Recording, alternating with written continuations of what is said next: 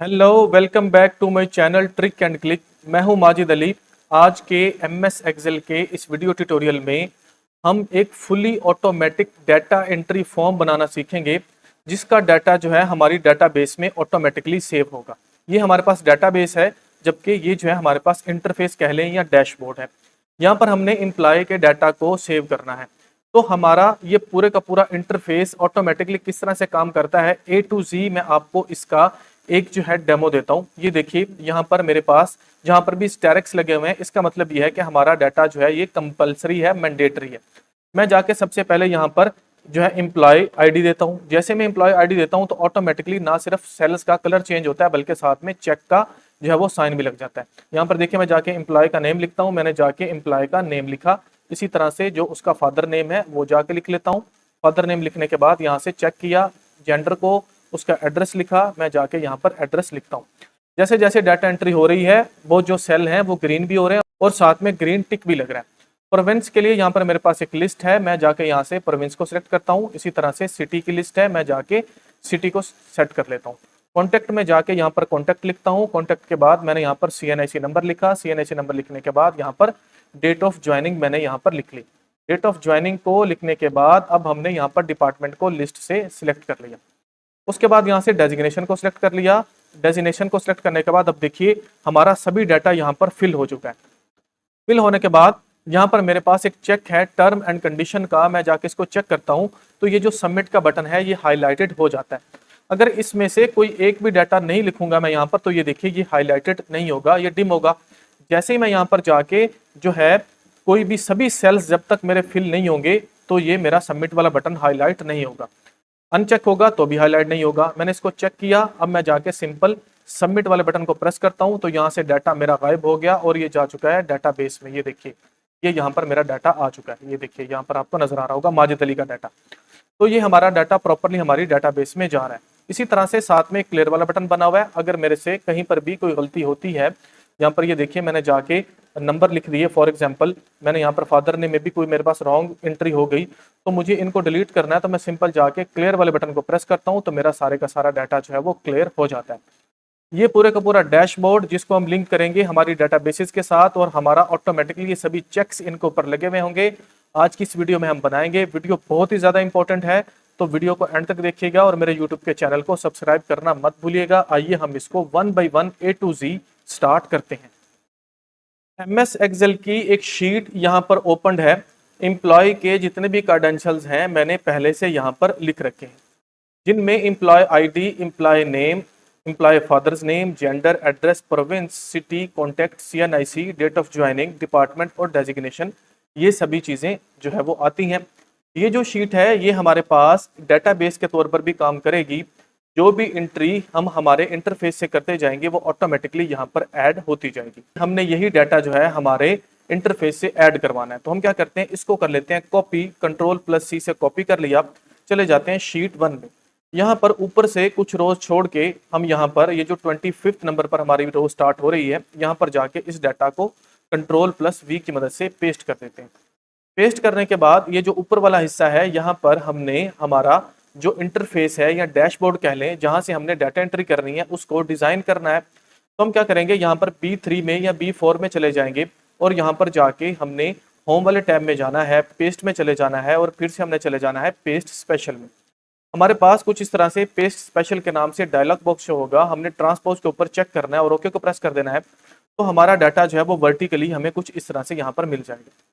अब हमने क्या करना है, यहाँ पर इंटरफेस प्रॉपर रेडी करना है। तो मैं क्या करता हूँ, यहाँ से जो 5 कुछ सेल्स हैं उनका डाटा यहाँ से कट कर लेता हूँ। कंट्रोल+X से उनको कट कर लिया और 4 कॉलम छोड़ के बिल्कुल इसके सामने यहाँ पर मैं जाके इसको पेस्ट कर लेता हूँ। पेस्ट करने के बाद अब हमने थोड़ी सी इसकी सेटिंग्स कर लेनी है। सेटिंग्स किस तरह से, ये जो इनकी विड्थ है इसको थोड़ा सा हम जो है वो चेंज कर लेते हैं। करना तो इसको इक्वली चेंज है, लेकिन फिलहाल क्योंकि स्टार्टअप में हम इसको थोड़ा सा डिजाइन कर रहे हैं, आगे फर्दर हम वन बाय वन सभी चीजों को जो है वो इसकी सेटिंग्स करेंगे। सबसे पहले हमने इनके दरमियान एक एक रो को ऐड करना है। रो को ऐड करने के लिए बजाय इसके कि हम अलग अलग जाके इसमें रो ऐड करें, हम यहाँ पर एक सीक्वेंस लगा लेते हैं कुछ इस तरह से। यहाँ पर गए और यहाँ पर जाके मैंने नंबरिंग लगा दी। नंबरिंग लगाने के बाद इसको हम कर लेंगे कॉपी कंट्रोल प्लस सी से और बिल्कुल इसके नीचे यहाँ पर जाके कंट्रोल प्लस वी से इसको पेस्ट कर देंगे। ये जो हमारा डाटा है कुछ इस तरह से, इसको कर लेना है सिलेक्ट। सिलेक्ट करने के बाद होम वाले टैब में जाना है, यहाँ से हम चले जाएंगे सॉर्ट एंड फिल्टर में, हमें ऑप्शन मिलता है सॉर्ट स्मॉलेस्ट टू लार्जेस्ट। इसके ऊपर जब हम क्लिक करते हैं तो ऑटोमेटिकली ये देखिए एक एक रो जो है इसमें ऐड हो चुकी है। ये जो सीरियल नंबर लगाए थे इनको जाके हम डिलीट कर देते हैं। अब हम क्या करते हैं, ये जो कॉलम है हमारे पास सी, और इसी तरह से कंट्रोल वाले बटन को होल्ड करके ये जो एच वाला कॉलम है इनको सिलेक्ट करते हैं और जाके इनकी विड्थ को थोड़ा सा हम डिक्रीज कर देते हैं।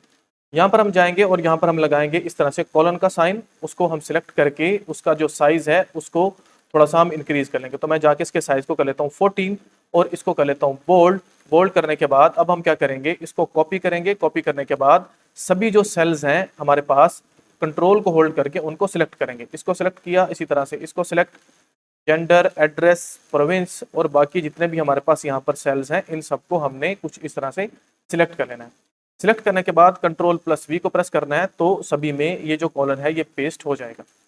अब हमने ये जो हमारे पास डाटा लिखा हुआ है जो क्रेडेंशियल्स वाला कॉलम है इसको सिलेक्ट करना है, कंट्रोल को होल्ड करके इसको सिलेक्ट करना है और इनकी विड्थ को प्रॉपर जो है बराबर हमने इंक्रीज कर लेना है।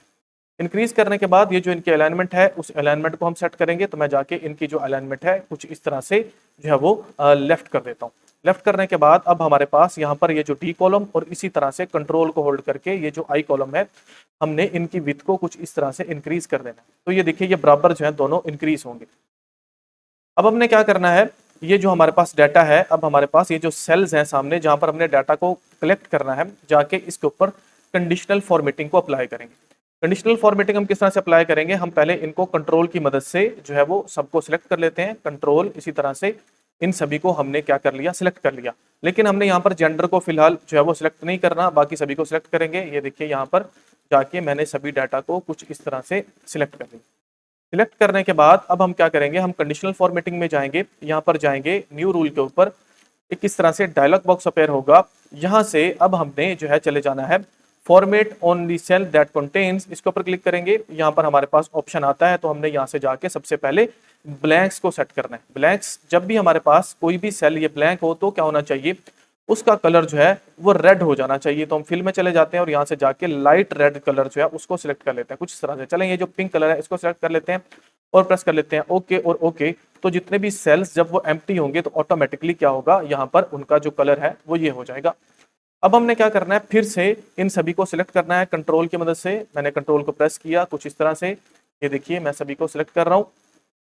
डाटा को सिलेक्ट करने के बाद अब हम फिर से चले जाएंगे कंडीशनल फॉर्मेटिंग में, यहाँ पर जाएंगे न्यू रूल में। न्यू रूल के बाद format only cell that contains के ऊपर क्लिक करते हैं, फिर हम इस लिस्ट में चले जाते हैं और अब जाते हैं नो ब्लैंक के ऊपर।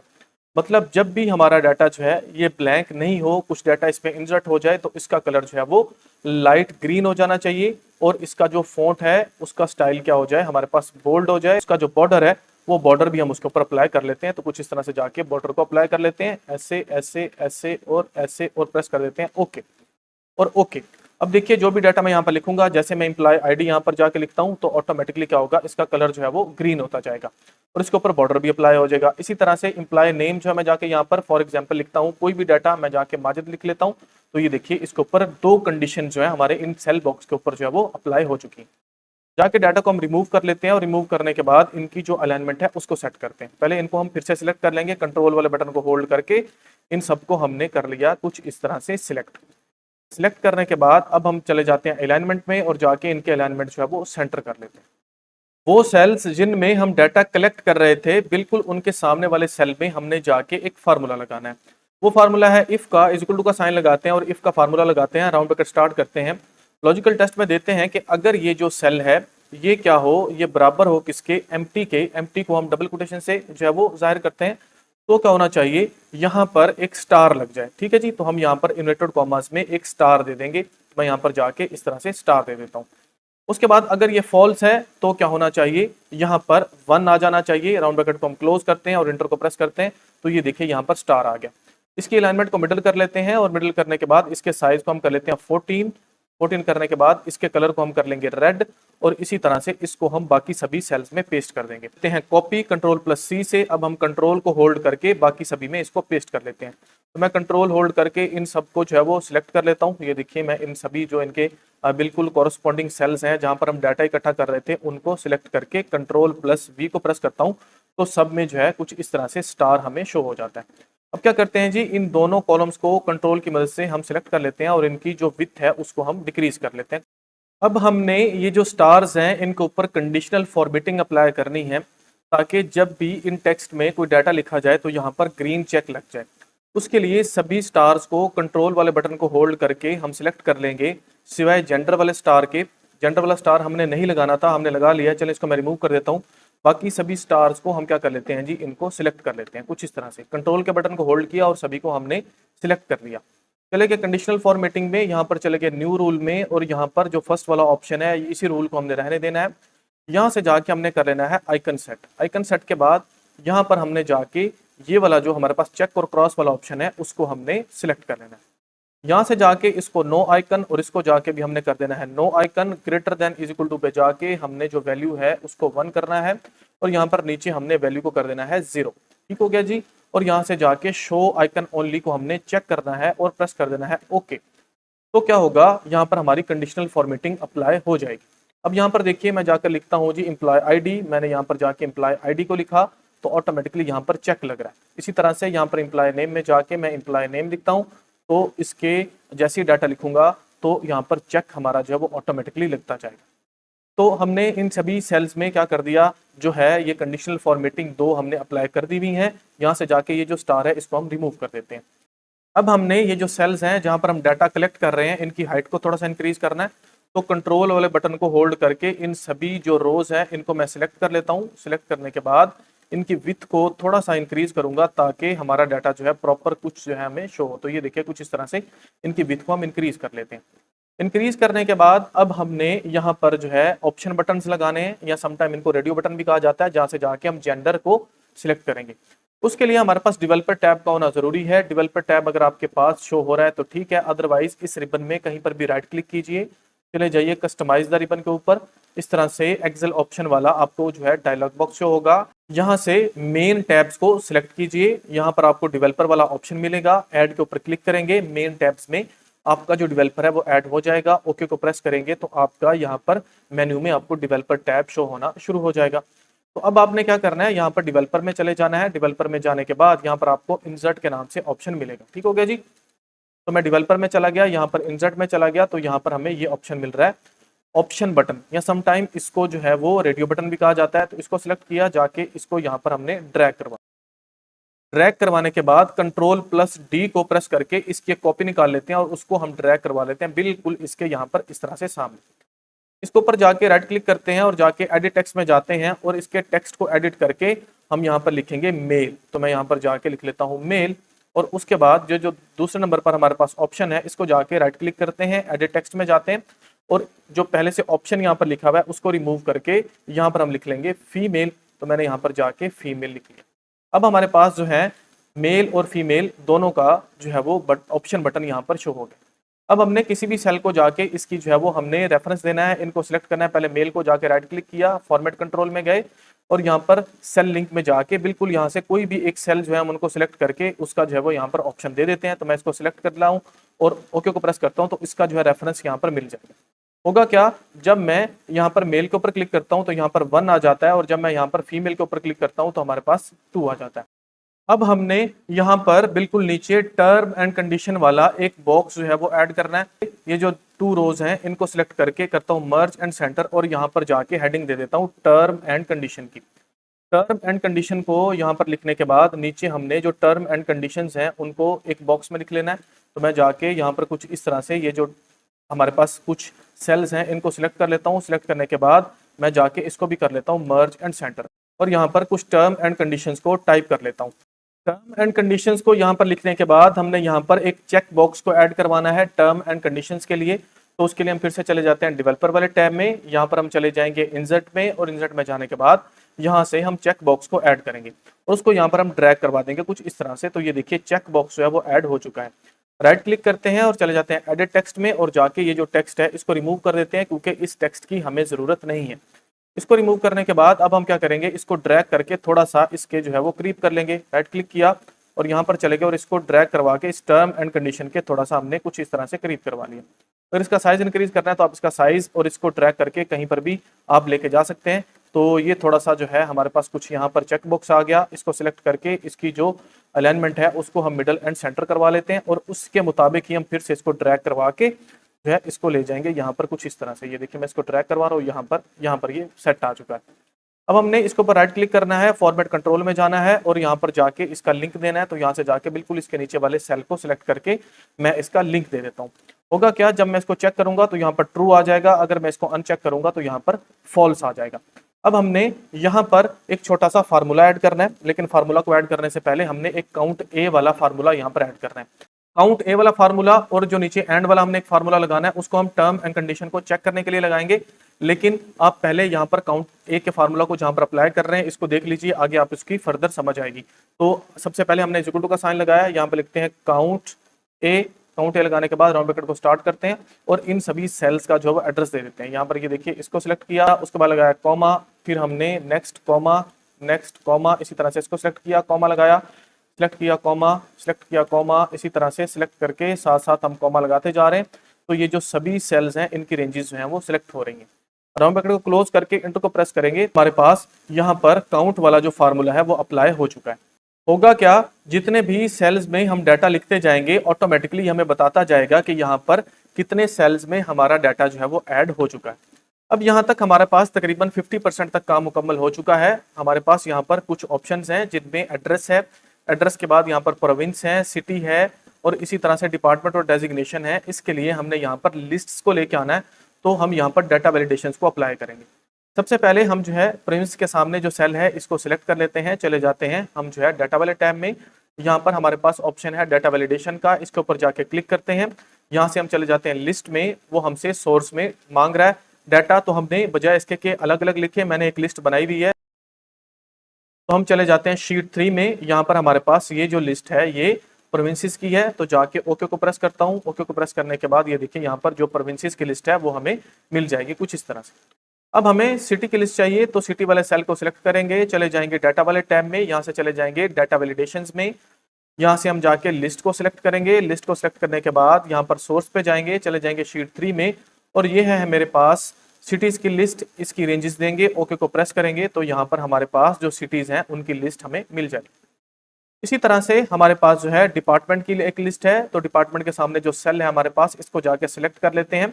उसके बाद हम चले जाते हैं डाटा में, डाटा वैलिडेशंस में और यहाँ से जाके लिस्ट को सिलेक्ट करेंगे। लिस्ट को सिलेक्ट करने के बाद सोर्स में जाएंगे शीट नंबर 3 में और ये मेरे पास यहाँ पर जो है उनकी लिस्ट दी हुई है। हम इसको सिलेक्ट करके ओके को प्रेस करेंगे तो यहाँ पर हमारे पास जो है डिपार्टमेंट की लिस्ट भी शो हो जाएगी। इसी तरह से डेजिग्नेशन के सामने हमने लिस्ट को लेके आना है, सेल को सिलेक्ट किया, सिलेक्ट करने के बाद अब हम चले जाएंगे डाटा वैलिडेशंस में। यहाँ पर हम जाके लिस्ट को सिलेक्ट करेंगे, लिस्ट को सिलेक्ट करने के बाद सोर्स में चले जाएंगे, शीट नंबर 3 में जाएंगे और यहाँ से जाके ये जो 4th नंबर पर हमारे पास डेजिग्नेशंस की एक लिस्ट बनी हुई है, इनकी रेंजेस देंगे, ओके को प्रेस करेंगे तो ये मेरे पास इनकी लिस्ट जो है हमें यहाँ पर शो हो रही है।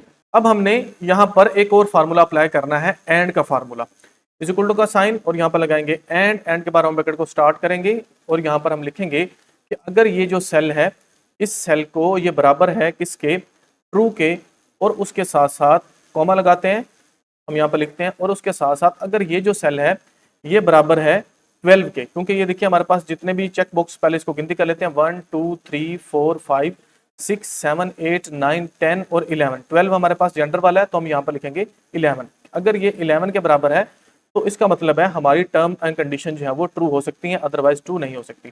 तो ये देखिए मैं थोड़ा सा आपको उसको बता देता हूँ। ये देखिए यहाँ पर जाके मैंने डाटा लिखा, यहाँ पर जाके डाटा लिखा और इसी तरह से यहाँ पर डाटा लिखा, ये लिख लेते हैं, इसी तरह से इसको लिख लेते हैं, इसको लिख लेते हैं। यहाँ पर 11 पूरे हो गए, यहाँ पर जाके इसको चेक करते हैं तो ये देखिए ये ट्रू हो गया। इसका मतलब है कि जब हम इसको अनचेक करेंगे तो ये फॉल्स हो जाएगा, जब हम इसको चेक करेंगे तो ये ऑटोमेटिकली ट्रू हो जाएगा। अब हमने इसका यूज करना है हमारे बटन में, जहां पर जाके हम इसको सबमिट कर सकेंगे। तो उसके लिए यहाँ पर नीचे हम एक बटन बना लेते हैं किसी भी सेल में। ये देखिए सेल, इसकी हाइट और विड्थ थोड़ी सी सेट की हुई है। यहाँ पर चले जाते हैं और यहाँ पर जाके होम में चले जाते हैं और यहाँ पर इसको जो है थोड़ा सा कुछ इस तरह से ये वाला कलर हम फिल कर लेते हैं। कलर को कुछ इस तरह से ये वाला कलर जो है हम फिल कर लेते हैं। फिल करने के बाद यहाँ पर जो इसका 4 कलर है वो हम कर लेंगे व्हाइट और यहाँ पर लिखेंगे सबमिट। ठीक हो गया जी, मैं यहाँ पर जाके सबमिट कुछ इस तरह से लिख लेता हूँ। उसके बाद इसकी जो अलाइनमेंट है वो मिडल करके इसका जो फॉन्ट का साइज है उसको हम कर लेते हैं इंक्रीज कुछ इस तरह से। तो ये देखिए यहाँ पर कुछ इस तरह से हमें शो होगा। और यहाँ पर जाके इसको एक बॉर्डर भी अप्लाई कर लेता है। तो मैं यहाँ पर जाके इसको जो है वो आउटसाइड बॉर्डर अप्लाई कर लेता हूँ। अब हमने यहाँ पर एक कंडीशनल फॉर्मेटिंग लगानी है। कंडीशनल फॉर्मेटिंग क्या है, हम इस सेल को सिलेक्ट करेंगे जिसको हमने बटन के तौर पर बनाया हुआ है। उसके बाद हम चले जाएंगे कंडीशनल फॉर्मेटिंग में, यहाँ पर चले जाएंगे न्यू रूल में। न्यू रूल में जाने के बाद यहाँ पर हम चले जाएंगे यूज अ फार्मूला में, इज इक्वल टू का साइन लगाया। और ये जो सेल है अगर ये बराबर है किसके, ट्रू के, तो क्या हो जाना चाहिए, तो ये जो सबमिट वाला बटन है ये हाईलाइट हो जाना चाहिए। तो किस कलर से हाईलाइट करना है, फॉर्मेट में जाएंगे, फॉर्मेट में जाने के बाद फिल में जाएंगे, फिल में जाने के बाद इसका कलर कुछ इस तरह से हम ब्लू सेट कर लेते हैं। कलर को सिलेक्ट कर लिया, इसी तरह से फॉन्ट में गए और जाके बोल्ड को सिलेक्ट करते हैं और प्रेस कर देते हैं ओके, और इसी तरह से ओके। तो ये देखिए जैसे मैं इसको अनचेक करता हूँ ये हमारे पास जो हमारा बटन है वो डिम हो जाता है। जब हम इसको चेक करते हैं तो ये देखिए हमारा ये जो बटन है ये अपीयर हो जाता है। अब हमने इसकी कॉपी निकालनी है, इसको सिलेक्ट करके कंट्रोल प्लस सी को प्रेस करते हैं। कंट्रोल प्लस सी को प्रेस करने के बाद अब हमने जो है यहाँ पर इसको पेस्ट करना है कहीं पर भी। तो हम पेस्ट में चले जाएंगे, बिल्कुल एट द एंड हमें ऑप्शन मिलता है लिंक्ड पिक्चर, इसके ऊपर जाके हम क्लिक करते हैं तो ये देखिए इसकी एक जो है इस तरह से कॉपी हमें मिल जाती है।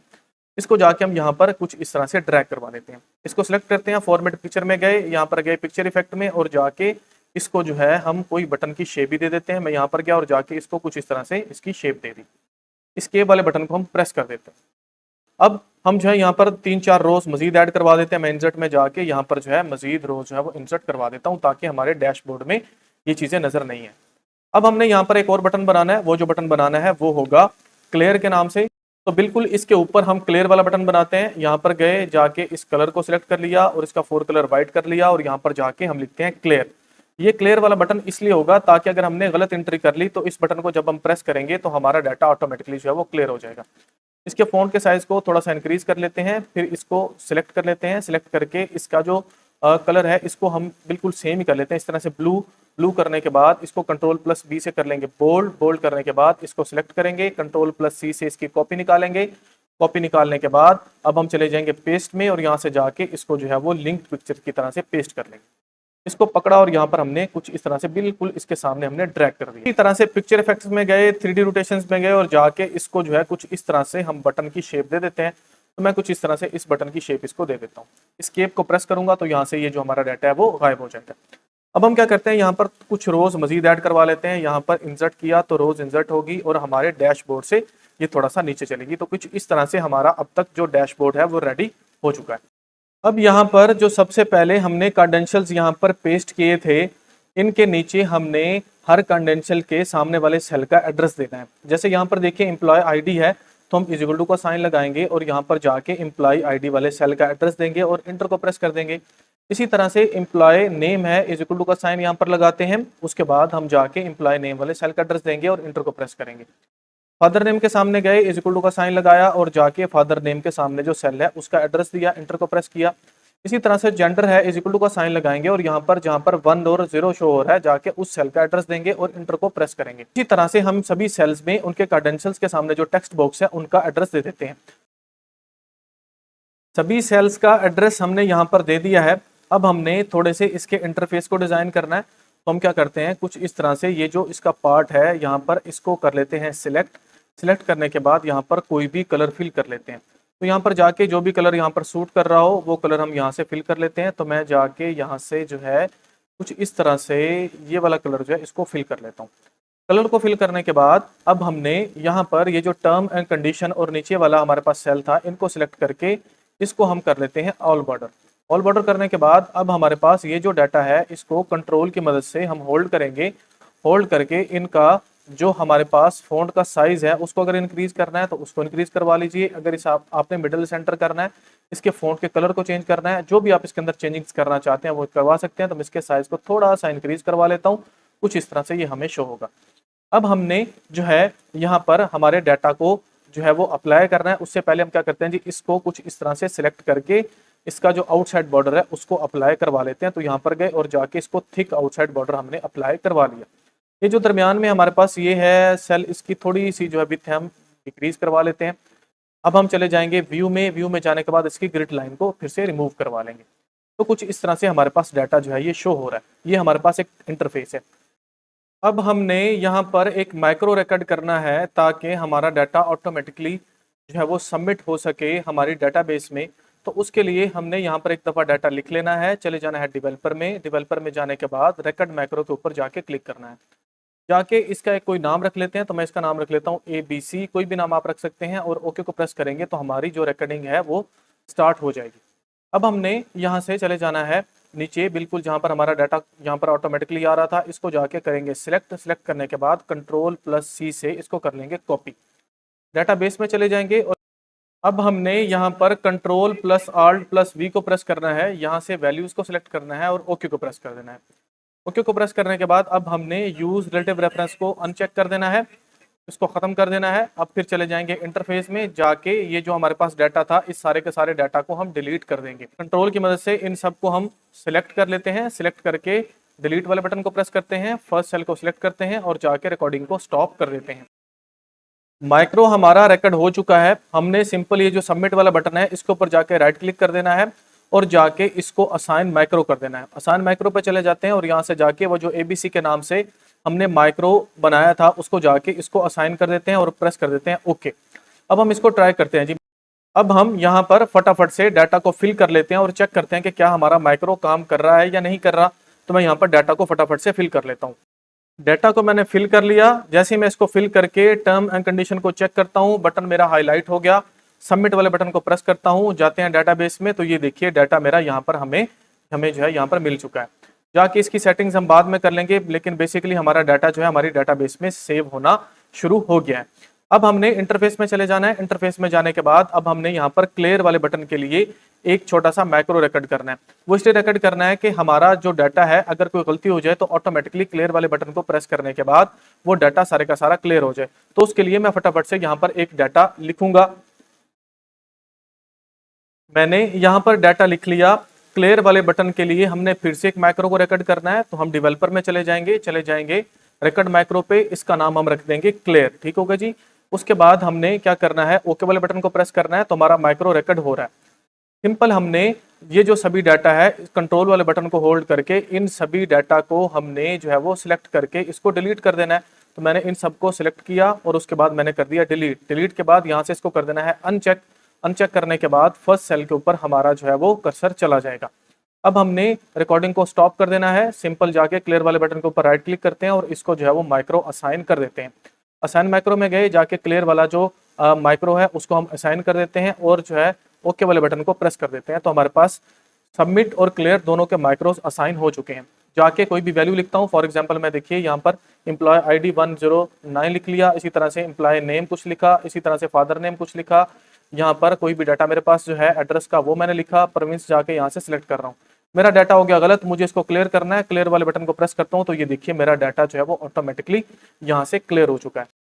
यहाँ पर हम प्रॉपर इसकी एक एंट्री करके इसको चेक करते हैं, जिसमें हम क्लियर वाले बटन और सबमिट वाले बटन को चेक करेंगे।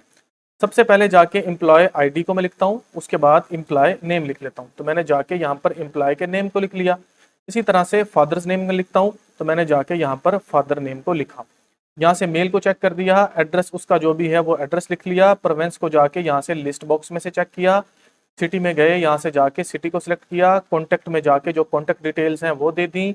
CNIC यहाँ पर लिख लिया और उसके बाद यहाँ पर जाके जो डेट ऑफ ज्वाइनिंग है वो हमने यहाँ पर लिख ली।